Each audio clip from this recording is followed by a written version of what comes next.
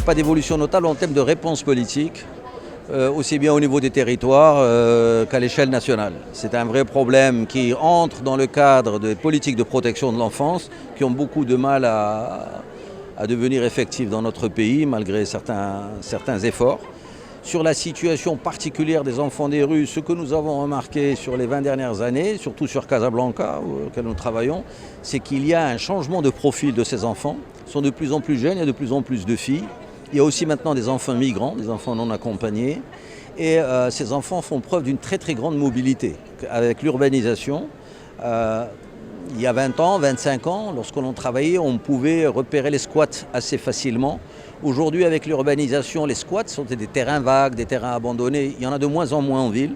Et par conséquent, ces enfants se déplacent énormément. Et donc, ça pose aussi des problèmes en termes de recensement et de prise en charge. Ils peuvent faire 10, 15, 20 km, voire carrément changer de ville assez récemment. Ils sont de véritables nomades. Et c'est ce qui a véritablement changé pour nous. Il y en a à notre goût, beaucoup trop peu. Encore une fois, je ne suis pas nihiliste. On travaille avec les autorités locales qui arrivent à nous apporter certaines aides financières par rapport à la maintenance de bâtiments, par rapport à l'acquisition d'ameublement.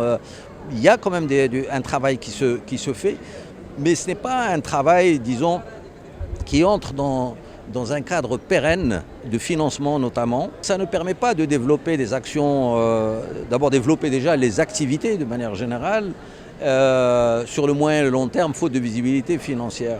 Donc oui, il y a de la collaboration.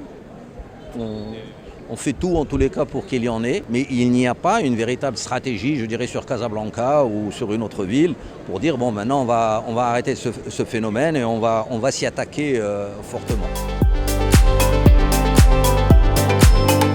Moi, je pense que déjà, il faut s'asseoir autour d'une table. Je crois que c'est comme ça qu'on commence. Et pour s'asseoir autour d'une table, il faut déjà reconnaître qu'il y a un problème.